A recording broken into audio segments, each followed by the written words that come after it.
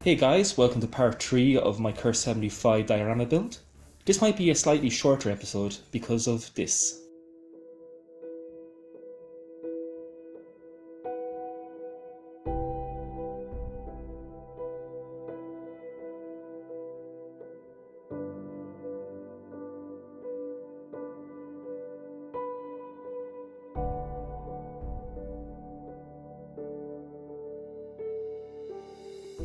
So being safely inside, we're going to start mating the upper and lower hull together, and for this I'm going to be using Revell Contacta. I really want a slow setting glue for this, and I'm being very conscious not to get any glue on areas I've painted.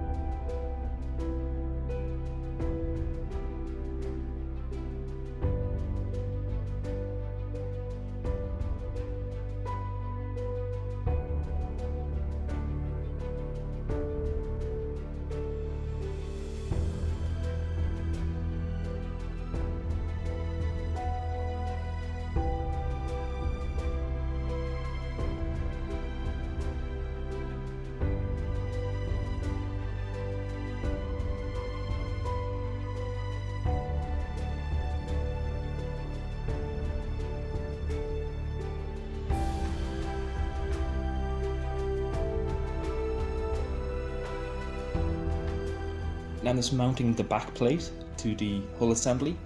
It's around this time of the build I realised that the hull had a slight warp in it.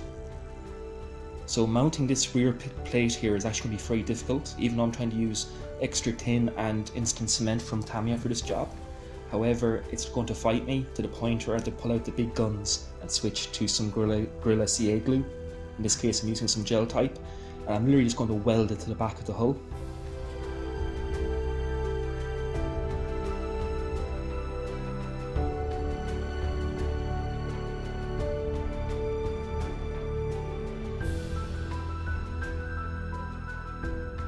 Once the glue is allowed to dry, I had to place some styrene spacers to fill some gaps at the bottom of the plate, and these were blended into the hull by just trimming them to shape, and then I'm going to cover them in putty later on.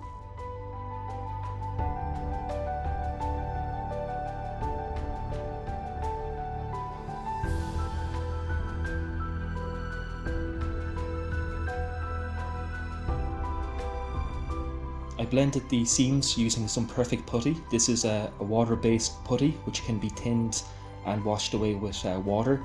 Makes it very easy for filling seams. I quite like this type of putty. Very much like Vallejo plastic putty. It's very good stuff for small seams like this.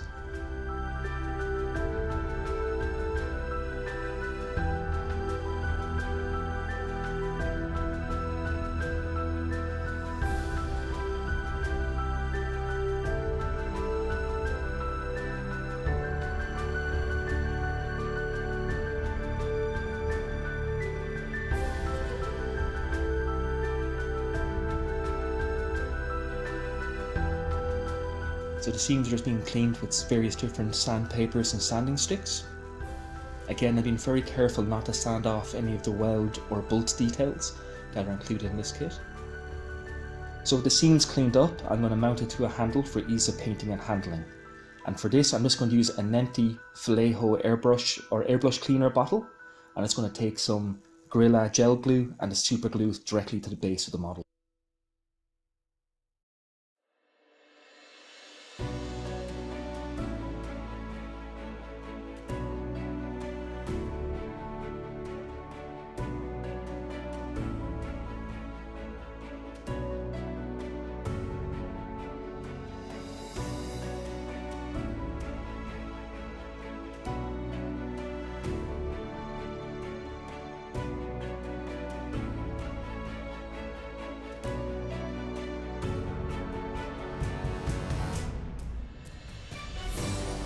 So it's my first time using Tamiya quick setting cement, and I find it quite useful for these very delicate jobs where I want the glue to dry very quickly, so so gravity doesn't pull them out of shape.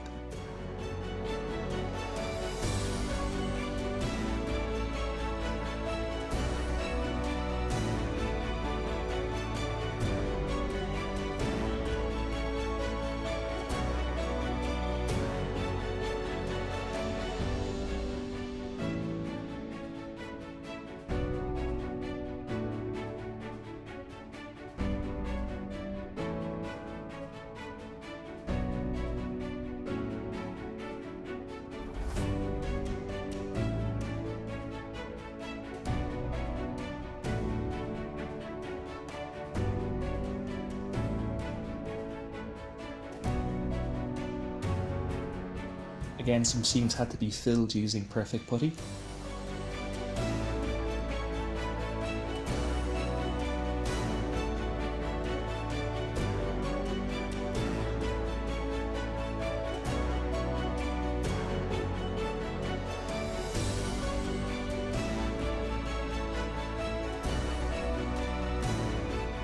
Also had to blend the seam line here. This piece of cheek armour set a little bit too high on the bonnet, so I just had to sand and trim it back, and then I'm going to come in again with some putty and just hide that seam.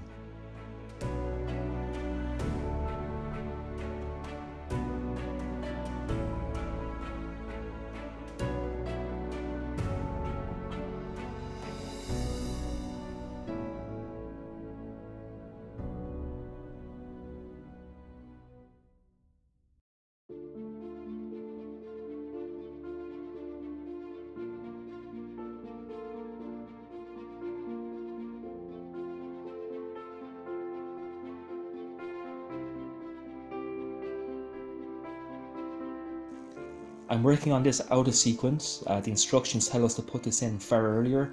However, I wanted to wait until the handle was installed, as I feared I would snap it off.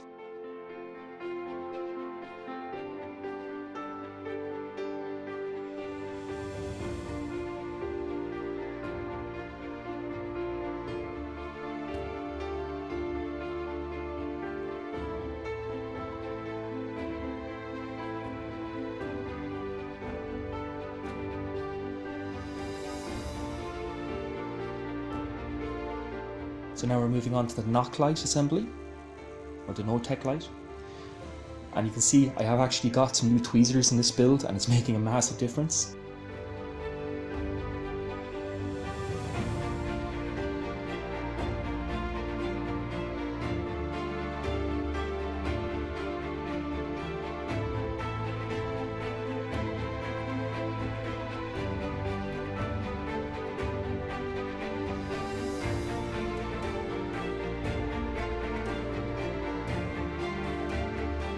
Now we're mounting the indicators. These were a little bit tricky to place. I didn't really want to fit in to the slots, as it seems to be different tolerances in some of these sprues. Some parts fit very easily and some do not.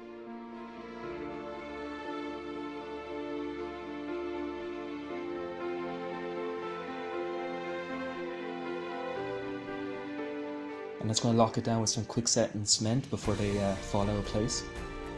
Also, it's going to add the convoy lights, or the covers to the light, should I say. Again, the fit wasn't particularly great on these. They had to be kind of pushed into shape to get both the lens and the actual headlights to mount together or to fuse together.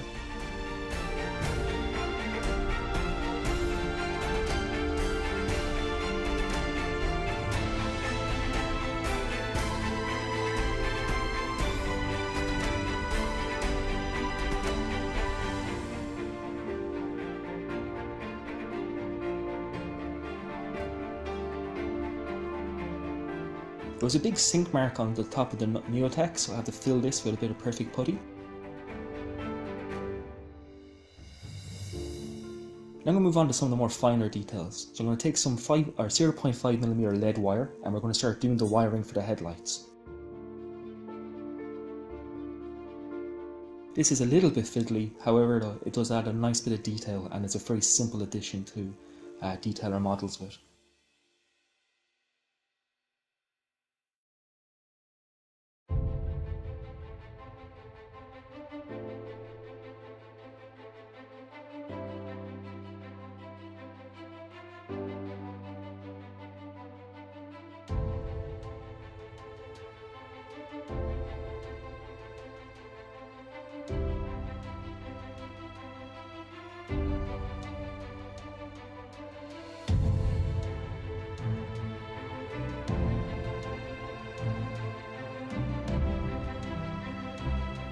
For other details, I picked up two sets, first for the channel. So I got a neighbour set for the clearance poles, and also a command antenna set by Panzerart. In this build, we're really just going to be using the clearance poles. I'm going to save the antenna set for another project in the future. So this is my first time ever looking at a set from Aber, and these are very fine. They're fantastic little turned brass pieces.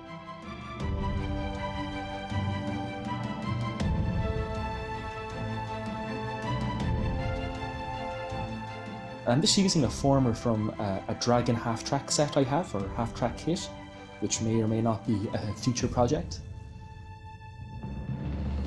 It also comes with really fine photo-etched parts for the rear view mirror, and these are very delicate, and I'm just using the piece of backing paper that comes with the set, and this is actually a really good surface to cut photo etch on.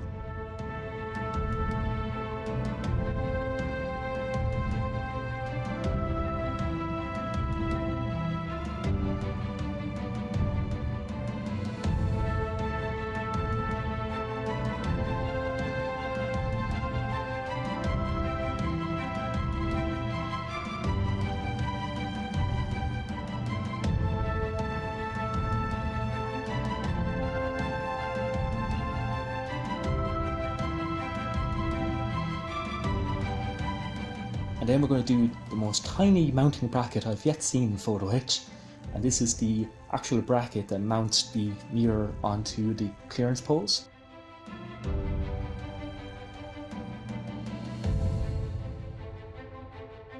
And then to form them, I'm just going to use 2 blades from my hobby knife and just form them that way.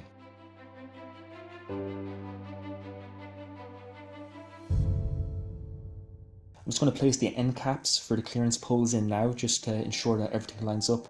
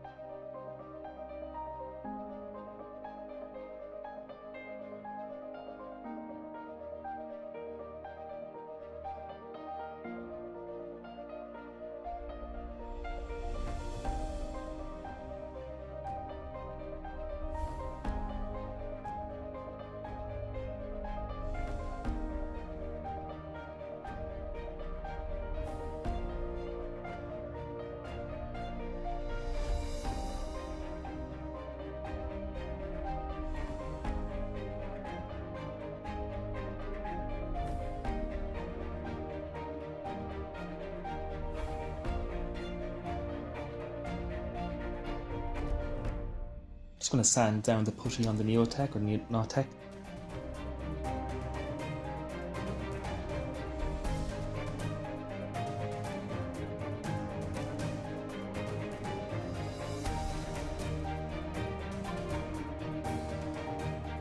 So I'm just going to lay down the guidelines for the radio antenna array for the top of the vehicle. I took the measurements from the Perth military modelling site, which will have a link in the description, as they give you measurements, as AFV Club doesn't give us any measurements whatsoever. Now moving on to the self-defense machine gun, I'm just taking a Dragon Gen 2 MG42 from my spares box.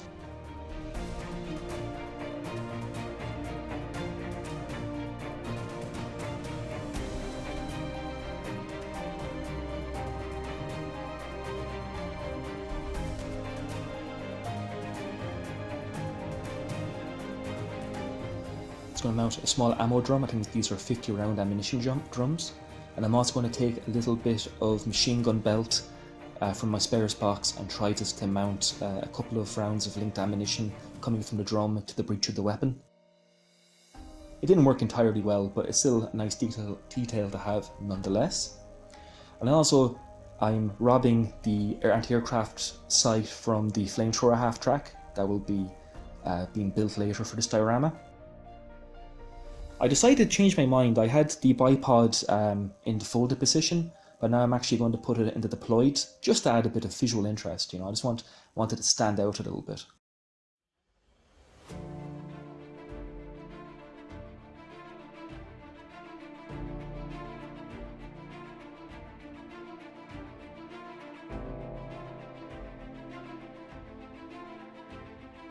So I've already masked the interior with Tammy tape and Maskall, which is the air-fixed masking flute. It took ages and I didn't film it because there was lots of cursing and it made me rethink my life choices on numerous occasions. So I masked it first, and now I'm mounting the antenna array, because if I did it any other way I wouldn't have been able to mask the interior.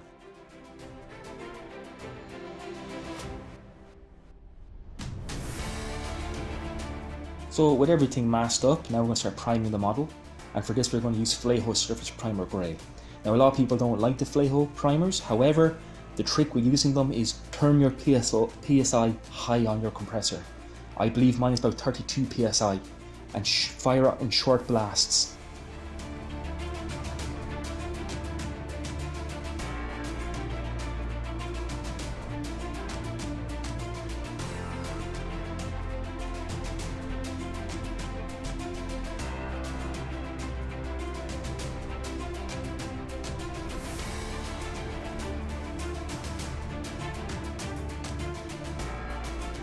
And again, the weapon shield and the MG42 will get the same treatment.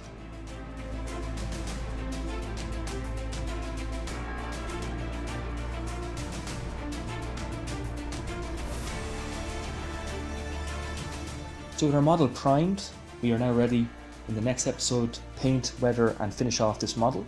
Thank you so much guys for watching, and also I'd like to say a big thank you to this month's Patreons.